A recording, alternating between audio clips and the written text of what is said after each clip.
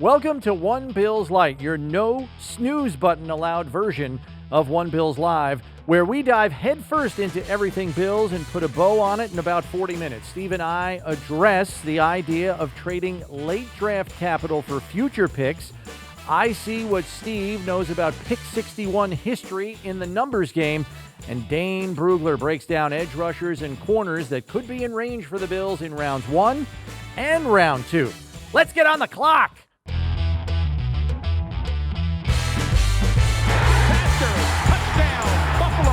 And it's Steve Tasker who has been all over the field. Kind of unique. He was kind of a dual role player for you.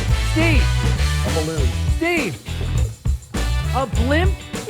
We're not even in the stratosphere of normalcy here.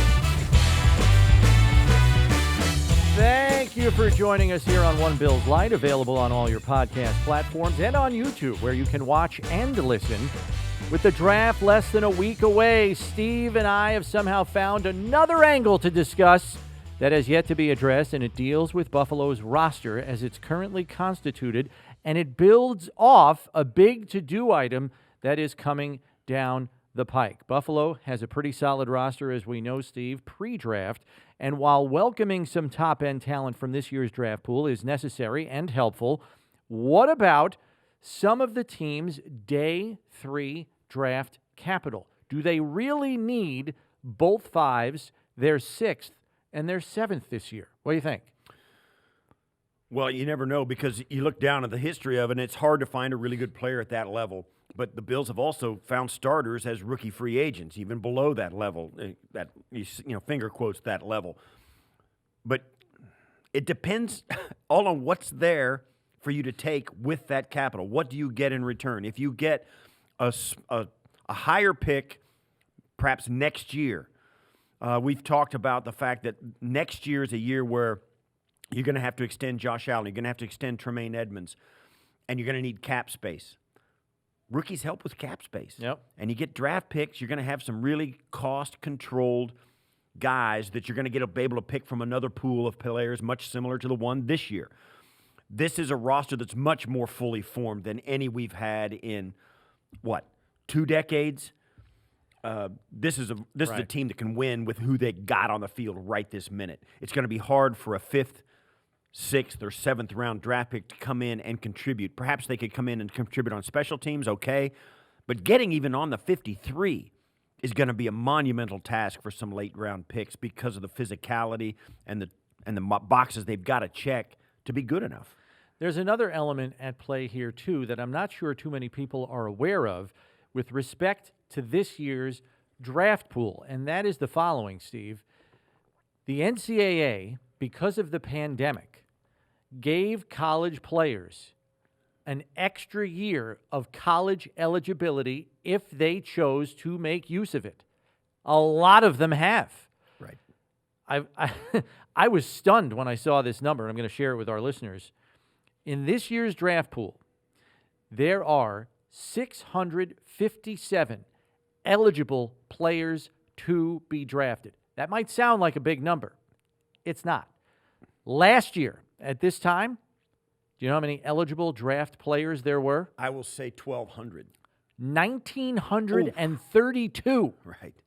Okay? Now, we all know 1,932 players are not going to get drafted. We know 657 players are not going to get drafted this year. But the point is, the pool is 1/3 the size of what it usually is. And the general consensus from Draftniks is this. NFL GMs are going to be giving away day 3 picks like a cup of water.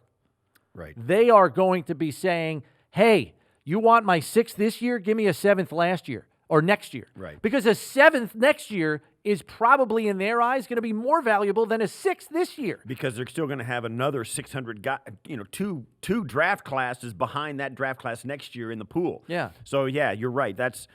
It's an intriguing thought. Because you never know how it's going to turn out. But right. This NCAA, and kudos to the I don't really do this very often. Give kudos to the NCAA? Don't get me started. I won't. But we don't have enough time for right, that. we don't have enough time. That's for another show. But it was the right thing to do. It was the right thing to do. Yeah. With teams that lost entire seasons, teams that are having seasons now. I mean, teams are playing seasons now at the lower levels. Yeah, FCS. High school here, even here in Buffalo, high schools are playing football right now. Yep. It's a topsy-turvy world, and it's really every school and every district and every level of college athletics, high school athletics, are trying to do their best to navigate through, to give their students the best experience they can, to uphold the traditions of the sport and what kids have been looking forward to since they were little, to get up and play their high school sports and college sports. They're doing their best. Giving them an extra year, I don't know if I even want to give them a compliment. It is absolutely like a no-brainer to do that. So with that in mind, knowing the draft pool is thin just from a pure numbers standpoint, again, 1/3 the number of players eligible in this draft compared to last year, less than 1/3. If we determine the Bills do not necessarily need their last 4 selections this year, the 2 5s, the 6, and the 7, should they be converted into higher picks this year to move up the board somewhere? And we're talking minor moves. It's not like these picks carry a lot of value. Right. Or should they be converted into future draft capital, knowing the need for cheap labor probably on this roster is greater next year in 2022 than it is in 2021? I think at this point you can afford to push some draft picks into next year. We've talked at length about how difficult this roster is going to be to make, how fully formed it is, the signings that they've made on the free agent market. And I'll say this as well. One of the aspects of this culture that Brandon Beane and Sean McDermott have built is that they get guys on this team that are highly motivated to take another kick at the financial can. They want to get a bigger contract. There are a lot of guys on one-year deals. And this year they've got a couple of guys who are not one-year deals, but the end of a good deal, who want one last contract. That's been a real motivating factor for the roster that the Bills have put together. It's really going to be true this year as well. They're going to have a ton of guys that we love and respect that are going to be on the free agent market after this year. You got to be ready with draft capital and a plan to replace them. And for fans, like we were this year with Matt Milano and John Feliciano and Darrell Williams, we were wringing our hands a little bit, fingers crossed. How are we going to – because we did not believe they could sign one of those guys, let alone all 3 of them back here. But they got it done. Yeah. But that's where we're going to be next year as well. Well, if you're 30 or older and you have a fat contract on this roster that goes beyond this year, I don't know how confident you can be you're going to see the end of that contract, because the fiscal dynamics of this team's roster is going to get flipped on its head when Josh Allen gets handed the monster contract. And we've seen it across the league, and it happens time and time again. I would be inclined to say, if there is a way you can use some of those later round picks to find a way to get a 4th round pick, trade your draft capital for a 4th round pick this year. Anything after that, if you can flip one of your 5s for a 6th next year, I would do it, because the 6th round pick, you can make an argument, will be more valuable than a 5th round pick this year, because the pool of talent in general is so thin. And then we also have the fact that this is you look around the Bills roster, okay? And I know we've discussed this on One Bills Live, our daily show. We assume that Josh is going to get upwards of $40 million a year. We also know there could be an extension for Tremaine Edmunds, as Steve mentioned. That kind of financial commitment is going to demand that the Bills try to save money at other positions. Defensive line, where they're already very heavily invested with a lot of veteran contracts. The offensive line. And maybe, Steve, even wide receiver. Now, it's helped by the fact that a guy like Emmanuel Sanders is on a 1-year deal. It's probably a one-and-done type situation in light of the fiscal responsibility commitments you're going to be making to quarterback and presumably to Tremaine Edmunds. So is extra draft capital in 2022 probably the best way to fill those positions with more affordable players? I don't think it's the only way. Is it the best way? We're talking O-line, D-line, wide receiver. It's a good question. I think the philosophy's got to be, you got to look at your team, and I think at the end of the season, when you look at these guys and who's going to eject, who's going to be off the roster or has a possibility of being off the roster, you got to look at position groups and say, where can we afford it and where can we not? You start there. You start with the football end of it. If it's me, I start with the football end of it, not with the money end of it. And I fit the football end of it and spend the money where the football tells me to spend it, not so much where the financial. So you're saying how they play in 2021 should be a greater guide. The on-field product should be a greater guide as to who we can afford to part ways with now, who's on the come that we feel can step into a larger role that's already on the roster. Because you're going to have guys still on their rookie contracts in 2022 like Gabriel Davis, Isaiah Hodgins, young players in the receiver pipeline that you can maybe ascend into larger roles, provided they look like they're on the right path. Well, here's the thing, too, and here's why it's hard for you and I sit here and watch this team extremely closely. Where this team ends up, like we're sitting now here in late April, where it's going to be in October, November, December is going to be vastly different. Mm-hmm. The players that we thought, wow, this guy's got a chance, have declined. There's some players we haven't even met yet who are going to be, that's our guy. Last year, we draft picks next week. think about Dane Jackson last year. We didn't, they pull him, and you and I have some aspirations for him this year. Mm-hmm. It's going to look very different in 8 months. So you can have a plan, but the players and their abilities and their development or deterioration set the plan themselves. Mm-hmm. The players set the plan, and you got to find a way to do what you want to do. And the team has got a real good philosophy. You see a guy, and on the day that you have to make this decision, you evaluate him dispassionately, you set a value, and you stick with it. Yeah. And the players have gravitated toward wanting to be here to further their career. Levi Wallace, Matt Milano, John Feliciano, Darrell Williams, all of those guys alluded to the fact that the grass isn't greener someplace else. And they also admitted to taking some financial concessions to re-sign here as well. I mean, they didn't exactly break the bank at their respective positions with their new contracts. They could have got more money elsewhere and said as much. It's interesting that football has that element because it's the ultimate team game. Yeah. And you can I crush baseball all the time. Oh, it's a different attitude. 99 and a half times out of 100, they're taking more money, wherever it is. Because it's an individual sport. In many ways, yes, it's an individual sport wrapped around a team. It's your batting average, your ERA, your numbers. Basketball players don't take discounts either. Despite the fact that baseball freely throws around the word sacrifice, nobody sacrifices in that sport. It's about you and your skills and abilities. And maximizing your That's revenue. it. Football is way different than that, and it affects guys' outlook differently about their own career and about the team they're going to play on. They realize in football that because of the difference in the sport, they're going to hurt for these guys, and those guys are going to hurt for them. They're going to risk their safety. They're going to work hard. They're going to sweat together. They're going to risk injury. Everybody's going to get hurt, and that gives you a level of willingness to concede other things for the guys that are going to sacrifice for you. And I know that's a real generalized and philosophical statement, but it really, where you work and how you're treated in this sport is different. It makes hugely different than it is in other sports. Well, yeah, is what I'm trying to say. And the guys have said it here. Like, I enjoy coming to work here every day. So in a sport where probably about mid-season, your body's going to feel like crap every single day coming to work, I don't want to be miserable going to work too. Yeah, I want to be happy about the people I'm around. I want to feel good about the goals we have as a group and that we can attain them because everybody's pulling the rope the same way I want to. That counts. Here's the thing. In football. It's like this. You literally wake up during seasons. I remember this. You're going in there and, man, I need somebody to help me make me feel better. I need something.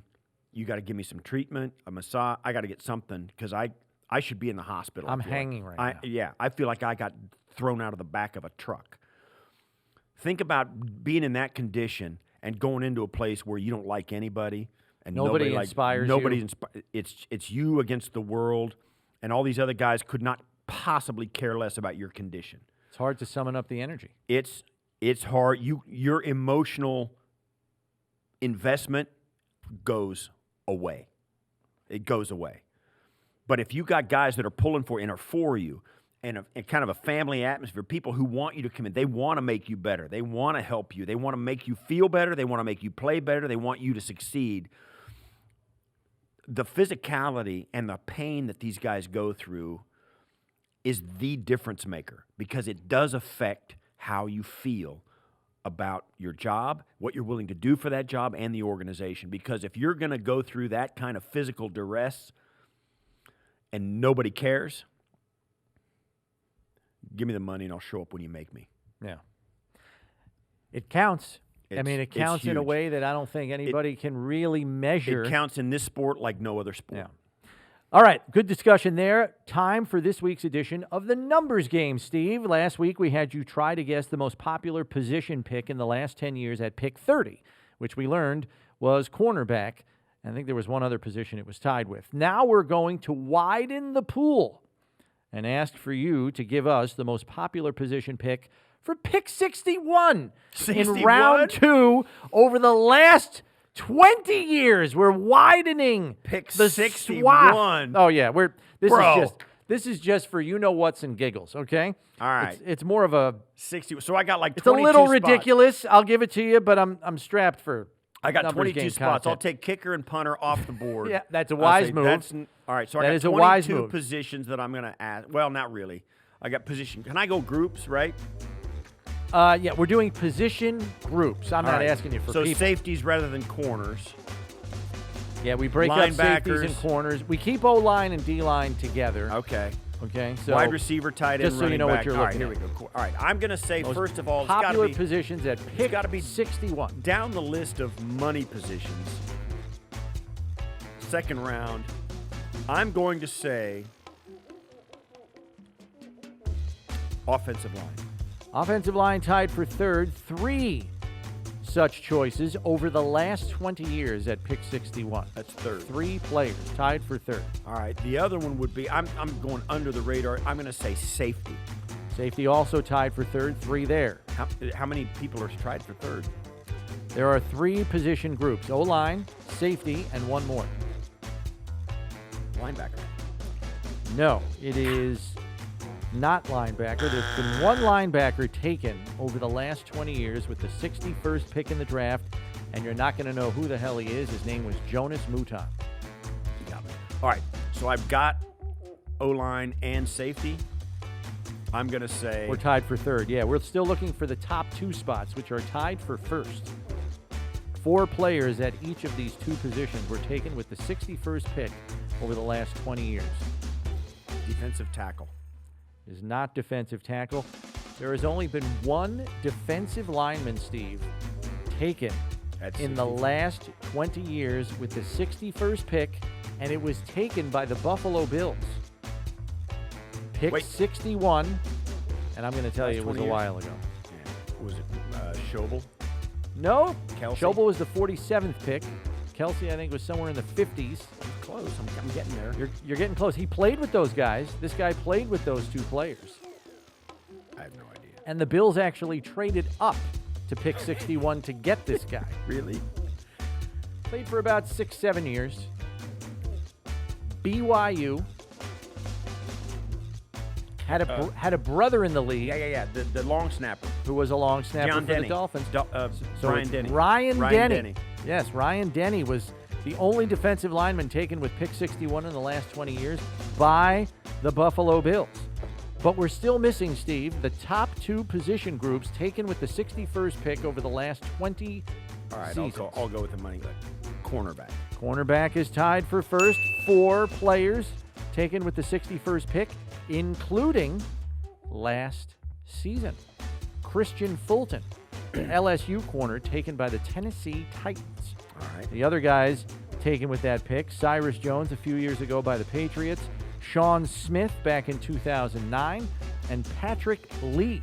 Those are your 4 corners taken in the last 20 years with pick 61. I will take, the next one is wide receiver. Wide receiver is correct. Good job, Steve. Right. Tied for first.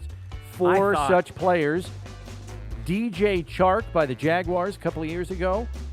Some good names here, Steve. Are you ready for this?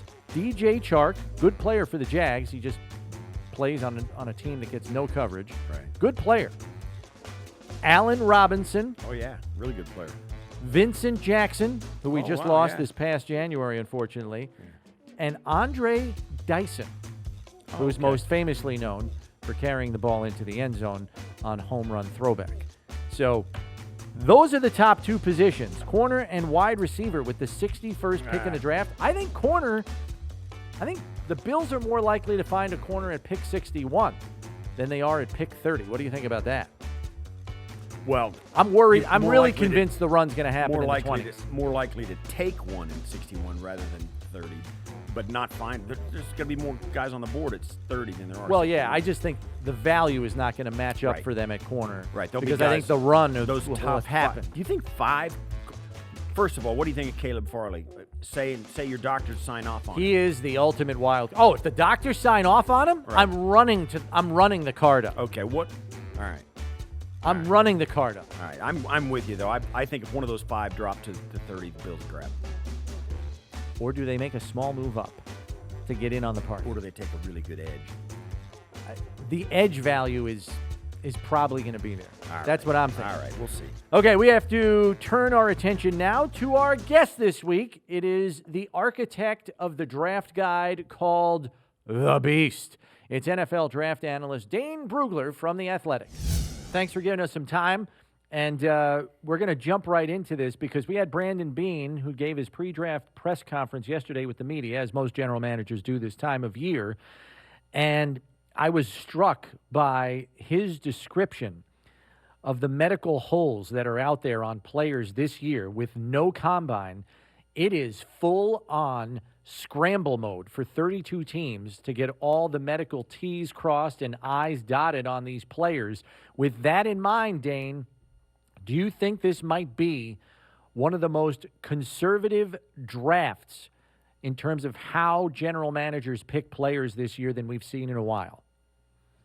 I think that's a very fair assumption. And it's not just the not having the combine. We have to remember, too, area scouts have not been on the road in the fall to talk to the trainers and the strength staff and get all these little details about, he missed 2 games last year. What was that about? Or, who's really spending time in the weight room and who's spending time with treatment and getting better and taking care of their body. So there's a lot of things, pieces of the puzzle that we usually have in a normal draft process that we don't have this year. The combine obviously being the big one. They try to supplement that with, each prospect going to a local medical facility to get treatment, to get a full evaluation. And then about 150 players have gone to Indianapolis here the last 3 weeks to get a more thorough evaluation with NFL doctors.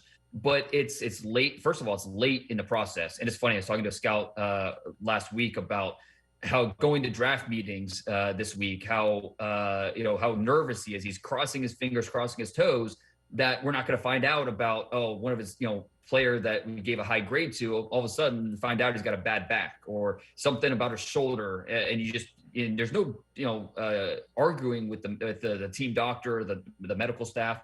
If they say you can't draft him, there's no debate. You take them off the list. And so the medical part of this entire process is certainly something that we're piecing together, a lot of late information. And I think it's fair to say, we're going to see a lot of teams. And it's not just the medicals, it's the character stuff too. There's fewer chances to get to know these players, really missing those 30 visits. Each team in the normal draft process can invite 30 players to your facility where you can spend, 36 hours with them, get to know them as people, not just as players and what you see on tape. Just to get a sense if they're going to vibe with your culture, get a vibe with how they interact with your coaches and people around the football building. So the character, the medical, 2 very important parts of the evaluation process. We have a lot of that information, especially teams with their resources, but it's just different than past years. So to say that maybe they'd be a little more conservative this year, I think that's a fair statement. Well, you put in the work to put together your 7-round mock draft. I'm going to ask you off the top. Give us your take on which positions on this draft board are rich and which ones are scarce. Well, the scarce is easy. That's defensive tackle. It is one of the worst defensive tackle classes we've seen in a long time. We're going to see a few guys go early. Christian Barmore of Alabama and Levi Onwuzurike from Washington. They'll probably be top 50 picks. But then there's a big gap after that. And a few players that you like, maybe sneak in the top 100, but the depth just isn't there. You're not, if you want a defensive tackle, you better get your guy early because you're not going to be able to wait. On the flip side, you look at wide receiver. It's another strong class. You look at pass rusher. We don't have that top 10 pass rusher this year, that Chase Young or that Myles Garrett, that no doubt about it, top 5 pick. But once you get to the back half of round 1 and into the second round, it's a pretty strong group. And there's a lot of interesting yet flawed pass rushers that I think, Buffalo's right in the mix with some of those guys. I think you look at corner. It's another strong group at cornerback. And I think you have to mention quarterback just because we're going to set some quarterback records probably this year. If we see quarterbacks go 1, 2, 3, 4, first time that's ever happened. If we have 5 quarterbacks going to the top 10, that would be the first time that has ever happened. And if we have at least 7 quarterbacks go in the first 2 rounds, that's something else that has never happened before that has at least a decent chance of happening in this draft. So quarterback, pass rusher, cornerback, wide receiver, and then offensive tackle as well. It's worth mentioning offensive tackle and really offensive line as a whole. It's a really strong offensive line group. So, Dane, taking the edge rusher situation a step further here, you mentioned that the Bills, in terms of where they're picking, they'll be in the range, presumably, to have some viable choices at that position. And we know with Jerry Hughes in the final year of his contract, Mario Addison with a voidable year in 2022 on his deal, they got to kind of have a little bit of an influx of youth there to pair with A.J. Epinesa from last year. But as you mentioned, all these guys have some flaws. So who do you feel the best about down in that range? You're talking, well, I don't know, maybe Jalen Phillips may not be there now, but there's a guy that walked away from football due to concussions. What's his commitment to the game? Then you've got Greg Rousseau, who opted out last year and didn't look all that good at his pro day. And then you've got a guy like Joe Tryon, and I think he didn't get a lot of playing time this year. So if you got 3 guys like that to choose from, are any one of those guys, and Jason Owe, whose production isn't there, even though his measurables are off the charts. So maybe just give me your assessment of those 4 in particular, and if there are guys you'd shy away from more than another in that group. Yeah, and that's a great, 4 names right there. They're really intriguing and kind of like we set it up, interesting yet flawed. And with Jason Owe, to me, it might be the most interesting and one of the most interesting in the entire draft. He's the freakiest of the freaks. 6'5", 260 pounds, ran a 4.37 in a 40-yard dash, 39.5-inch vert, under 7 seconds in the 3 cone. And you see that on film. He's not just a great tester. You see that on the field. And when you watch him, he didn't have any sacks, but, throw on the Indiana tape, and he is consistently getting to the backfield. He is consistently affecting what the quarterback is doing and disrupting that rhythm of the offense. So, obviously you want your quarter or your pass rusher to get to the quarterback and put up big sack numbers. But what is the main goal of a pass rusher? That's to disrupt the quarterback and affect what they're doing. And I think Jason Owe can do that, even though he's going to be, I'm sure if Jason Owe were to be the pick, you're going to hear a lot of fans say, 0 sacks, so they blew it. He's a really, really good player, and I think he'll be a better pro than college player.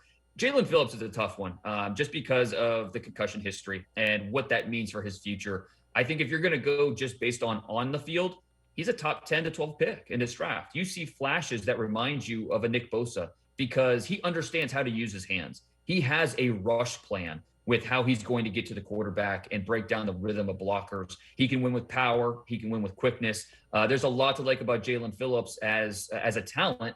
But when you factor in that, UCLA told him, hey, we can't clear you. You need to medically retire after 3 diagnosed concussions. That's obviously not something you just overlook. That's something that has to go into your final process. The medical history is long with him, and just making sure that you're comfortable with that. I say his teammate at Miami, but he actually never played with him because Gregory Rousseau opted out of this past year. Rousseau is really interesting because basically 1 year of production, 1 year of tape, 6'6.5", 266 pounds. He was a safety and wide receiver most of his life, up until he grew out of those positions, moved to the defensive line as a senior in high school, and he missed his first year at Miami. He was hurt. His second year, he was second in the FBS behind only Chase Young in sacks. So you love the production that he put up.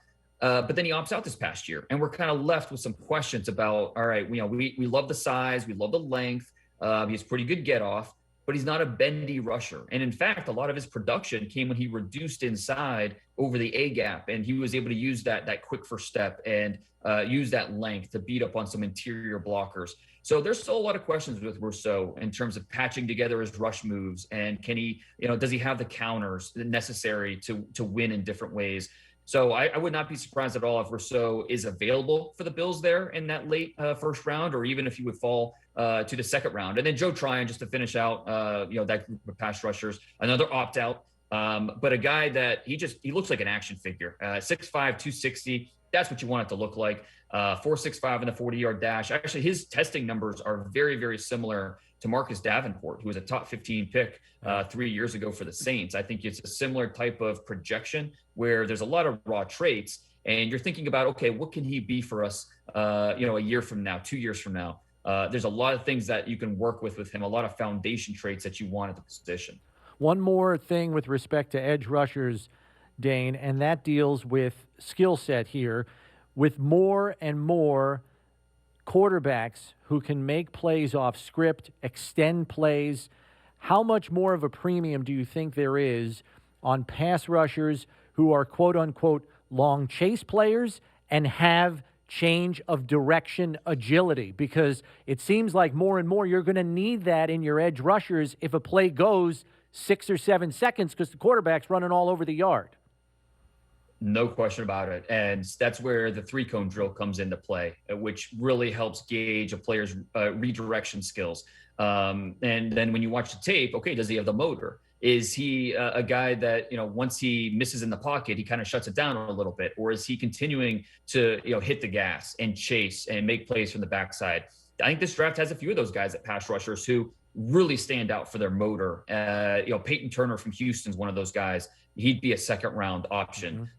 You look at Joseph Osai at Texas, relentless pursuit player. He never shuts it down. He flips that switch when he's on the field, and he doesn't know how to turn it off. And so there are some questions about him just in terms of being a consistent pass rusher. There are zero questions about his effort. And that's where what you really like about Osai, and maybe considering him at some point in the second round. So that is definitely part of the process when you're looking at these pass rushers. One of the other positions that Bills fans in this roster seems to be lacking is a cornerback number 2. You get down to the 30th pick, or perhaps a spot where the 30th pick could be traded for the 34th or 36th pick, somewhere in there to get into the second round, pick up another pick. What kind of cornerbacks are we looking at the bottom of the first round, or maybe at the bottom of the first round, maybe a couple of picks ahead of 30. So if the Bills got a guy they really liked, they jump up to 25 or 26. What range of guy are we looking at there, and how many corners are going to be gone before that? Well, we think Patrick Surtain out of Alabama and J.C. Horn, South Carolina, both those two players should be off the board, somewhere in the top 15 to 16 picks. And then where does Greg Newsome go? The Northwestern corner, who 6 foot, 192 pounds, a really good athlete. He's a route magnet, stays attached down the field. He's a guy that has missed at least 3 games each of the last 3 years. That's kind of the issue with him in terms of, okay, nothing major, but these soft tissue injuries, that adds up. And we want guys that can be physical, be aggressive, hold up, and stay on the field. So Greg Newsome's not going to be for everybody. Could he be in the mix there? Because at a certain point in the first round, the value is just tremendous. And so I think Greg Newsome is a possibility for maybe, if you want to move up a few spots. After that, it gets really interesting. Caleb Farley, Virginia Tech, we talked about how teams are being more conservative. Caleb Farley's tough to figure out where he's going to go, because I think based on just talent, he's in the top 10. He might be the most talented defensive player in this draft. A former high school quarterback, goes to Virginia Tech as a wide receiver, moves to corner in 2018, a position he never played before, and he had 2 picks in his first career game in the season opener against Florida State. You watch the speed, especially for a guy that size. He's over 6'2", 33.5-inch arms. I mean, he has the arm length that makes a lot of offensive linemen jealous. Speed is outstanding. The burst is different. You don't see guys with that type of burst very often. And then just the natural ball instincts that he shows. So if he has a clean bill of health, we're looking at Caleb Farley as a top 10 pick, easy. You factor in he had an ACL in 2000 when he first arrived in 2017, and then 2 back procedures over the last 3 years, including most recently one in March. That he should be fully recovered and be back on the field at some point during training camp. But you have to factor in, okay, long term, what does that mean? Is it more likely to flare up? Is there something that's going to be a long-term problem? That's where the medical information really comes into play, and each team doctor is going to be a little different. Each team's appetite for risk will be a little different. So Caleb Farley is really a tough guy to figure out, just in terms of where he's going to go. He could go 17. He could fall to the second round. I wouldn't be surprised at either one of those outcomes, just because the medical information will be digested differently by each team and each, with how they're going to set up their roster. After those 4 players, it'll get really interesting, because I think that there's several round 2 corners that it's kind of similar to that pass rush conversation, where those round 2 corners are really talented, yet flawed in a certain way. You look at 2 Georgia corners with Eric Stokes and Tyson Campbell. Tyson Campbell, 6'1", 193, a 4'3" athlete. That's how you draw it up. That's what you want your corners to look like. But I tell you what, SEC quarterbacks, they were not afraid to throw at him last year on film. And a part of that is he just couldn't find the football. He's in phase, he's in position, but he can't get his head turned around, and he can't use his length to disrupt the pass. And so that's a big issue with him. But again, is that something that's learned? Is that something he can get better at? Maybe in some respect, in some areas, but that's where the opinions on a Tyson Campbell are very different. Kelvin Joseph out of Kentucky, 5'11 and a half, 197 pounds, a 4'3" athlete. He's got some concerns off the field that teams need to sort through. So all these corners are really talented and all deserving of top 50 consideration. But you look at them and there's maybe 1 or 2 things that you point to, and that's where each team's going to look at it a little differently in terms of breaking down the weaknesses and where they feel comfortable drafting each player. Yeah, and I think Caleb Farley might be the most fascinating player in this entire draft, not only because of the ability he brings to the table, as you mentioned, Dane, but he pretty much runs the gamut of all the deficiencies that the scouting community has this year. Right. He opted out. And for an understandable reason. He lost a parent to cancer, I believe, and didn't want to lose another one due to a COVID infection. So I get the opt-out. I understand that. But he's got medical, and he's got a limited body of work. I mean, he's got the trifecta there, so it's really going to be fascinating to see how much he slides. But he tests off the charts. Well, yeah. I mean, that's the dichotomy. Well, we didn't get a chance to see his exact testing numbers because of that injury, which is unfortunate, because I think he absolutely would have blown it up.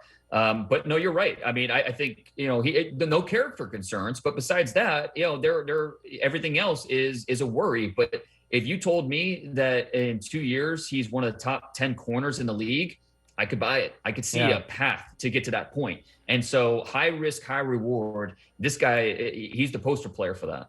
Yeah, and just one more question on corners here, Dane, because we know you said all of those guys that you just mentioned could be top 50 picks. We know the Bills in the second round aren't in the top 50. They pick at 61. Yeah. I know you mocked them, Tyson Campbell, and that would be a nice option to have that late in round 2. But are there other names that figure to be closer to the bottom of round 2 that you think would be in play for the Bills? I really like Paulson Adebo's tape, but some people have him in the top of round 3. But he just looks like that long run support corner that the Bills like in their system. Just your thoughts on him and anybody else that you think could be there at the bottom of round 2 at corner. Yeah, it'll be really interesting to see how early these corners go. There's so many of them that 1 or 2 of them is going to slip a little bit, to the end of round 2, maybe even into round 3. It's certainly possible just because of the sheer volume of corners that we have this year in that second round mix. Ifeatu Melifonwu was another one. But with Paulson Adebo, another opt-out, did not play this year. But I tell you what, if you want a player that looks the part and has ball production, he's your guy. 38 passes defended in 2 years at Stanford, 8 interceptions, 6'1", 198 pounds, ran a 4.44 in the 40-yard dash, 6'6'9" in the 3-cone, which is a fantastic time for anybody, let alone a guy that's 6'1", 200 pounds. So with Paulson Adebo, now I don't think his tape is as consistent or as glowing maybe as the testing numbers and the production that he's had, because once he gets beat, it's tough for him to recover. You could throw on the tape against UCF in 2019 And Gabe Davis, a guy you guys know well, a couple of those double moves, Paulson Adebo was left kind of grabbing at air, and it really had no answer for Gabe Davis, who's a good player. So, no shame in, losing some reps to him. But that's kind of the rub with Adebo is he's a little leggy, a little upright. And when he does have those false steps, it's really tough for him to recover. But you want to bet on a guy with the size, the foot agility. Those are the traits that you want. He's a smart guy. Confidence is there. So there's a lot going for Adebo that at the late part of round 2, even into round 3, you feel comfortable rolling the dice on a talent like that. One last one from me, Dana. Thanks for being with us. Where do the top couple of running backs go? How early do they get picked in this draft? Etienne, Najee Harris, and Williams. Is that right? Williams. Javonte, yeah. Javonte. Yeah, Javonte Williams out of North Carolina, right. And I think that you look at the Steelers at 24, everything points to them and Najee Harris as being just a logical fit. You look at the Steelers and really having a small window here with Ben as the quarterback and really going for it. How much a Najee Harris, a guy that's ready to step in right now and help an NFL offense, how much that would help, especially with his ability out of the backfield as a pass catcher. I think that fits Pittsburgh. It almost makes too much sense that it won't happen at 24. And then after that, I tell you what, I'd be surprised if we had another running back in the first round. It's always possible. We've seen surprises before. I think it's more likely we see a Travis Etienne, Javonte Williams, maybe in that second round, that early second round. You look at the Falcons picking in the early second round. They need help at running back. The Miami Dolphins, another one. I think that would be a logical landing spot for either Etienne or a Javonte Williams to come in and be kind of the bell cow that they've been looking for. Etienne's more of your slasher, the home run hitter, speed. Javonte Williams is a guy that just wants to break tackles. Former high school linebacker, moved to running back late. His ability, he's kind of like a compact version of Leonard Fournette. And his ability to break tackles is really uncanny.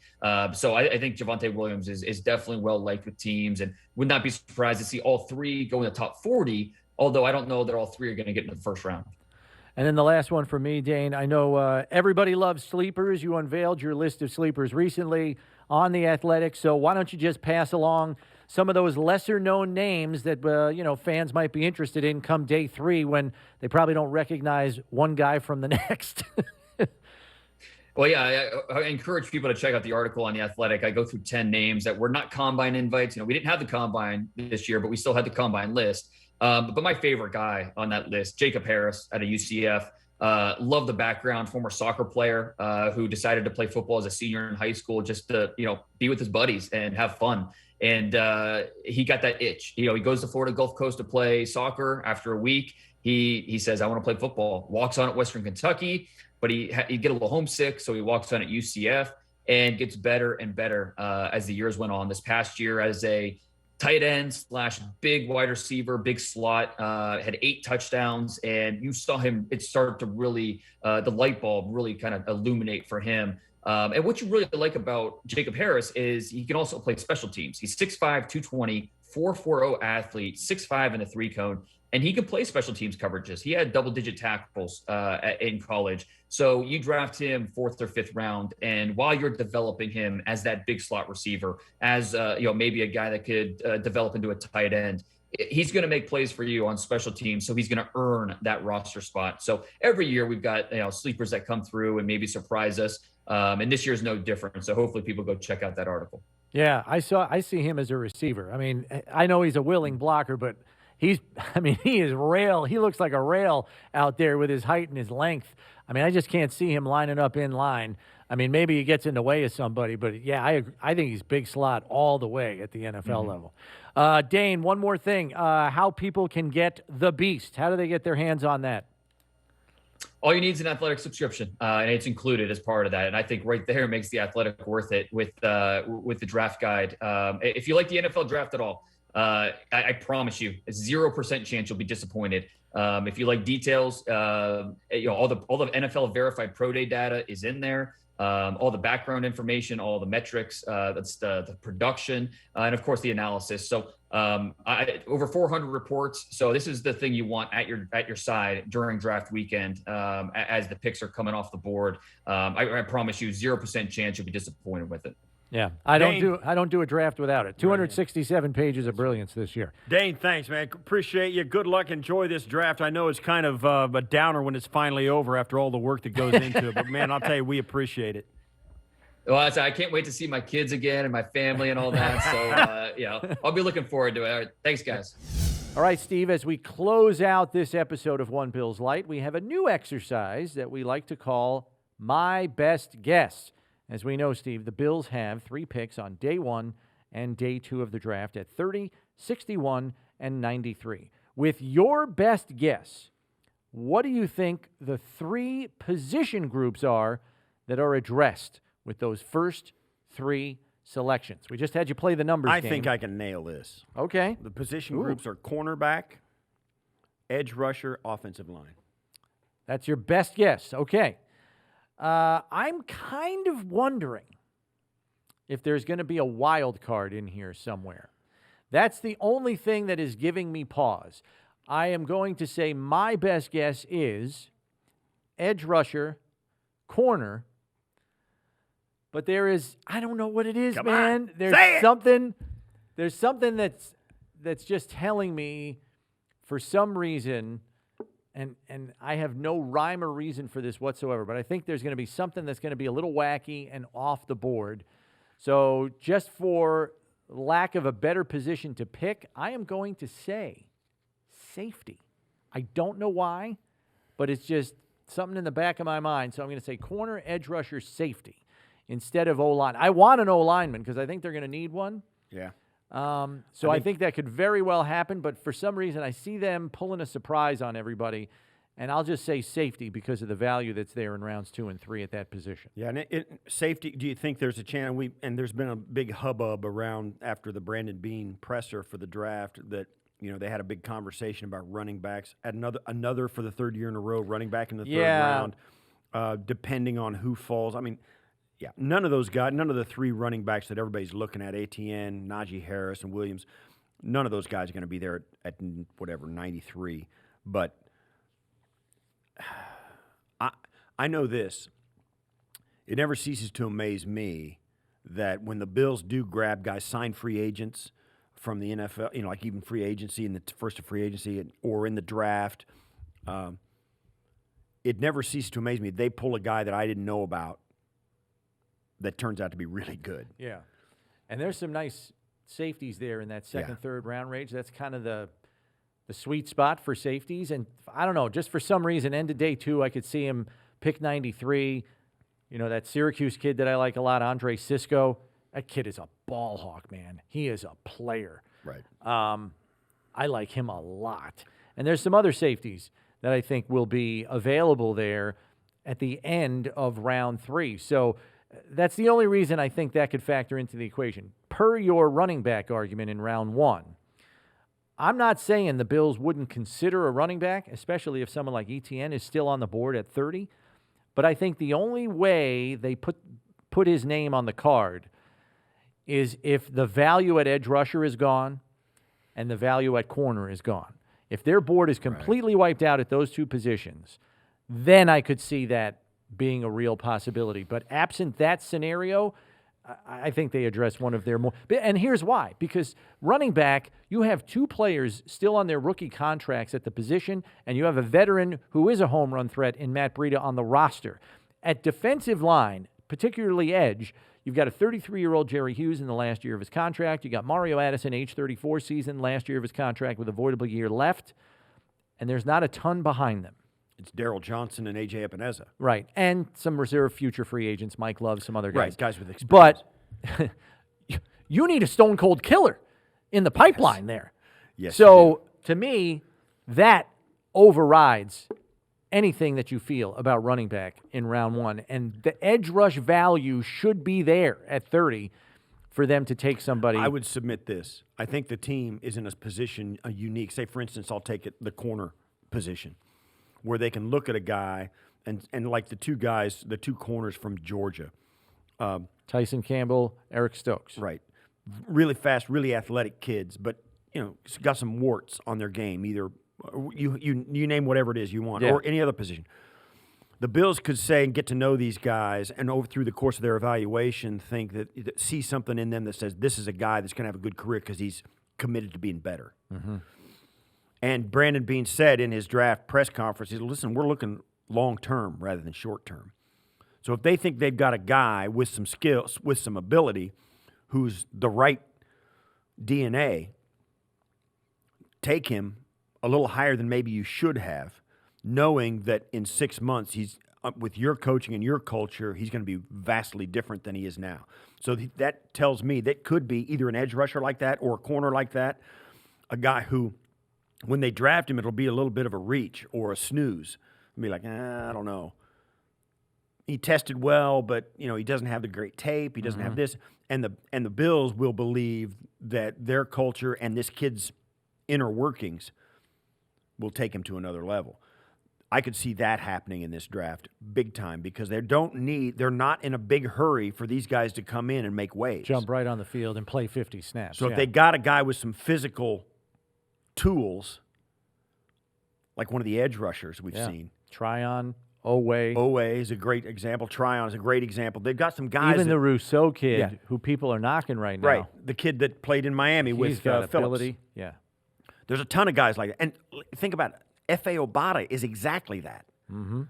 The guy they signed. So they think long term because they really believe, and it is their culture to make these guys better every day. Yep. So that's the crucial element of the whole thing. And I think that is going to be the deciding factor when they get to this draft. How good can this guy get, not how good he is today. For our next My Best Guess, we pose the following. Going into the draft, the Bills have 7 total picks. How many picks do they end up with in the form of drafted players coming out of it? Ooh. Do they have 7 when the draft's over or no? I say no. I say no as well. How many do you think they come out with? 5. I was going to say 5 too.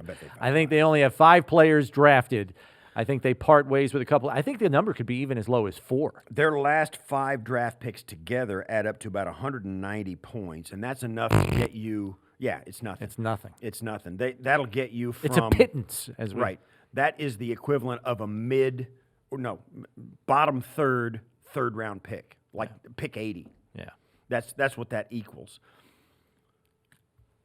They could throw, but that includes their own pick at 93. This is going to be the challenge. So they could take all those picks at 93 and and jump up 10 spots. Yeah. 13 spots in the third round. This is the challenge for Brandon Beane this year. He's going to be trying to get rid of day 3 picks. Yep. So too is everybody else. That's right. Who's going to be able to pull it off is going to be the big question. That'll do it for this edition of One Bills Lite. Don't forget to subscribe so you know whenever a new episode drops. And remember, when there isn't enough time for One Bills Live, there's always enough time for One Bills Lite. For Steve Tasker, I'm Chris Brown. Enjoy the draft, everybody.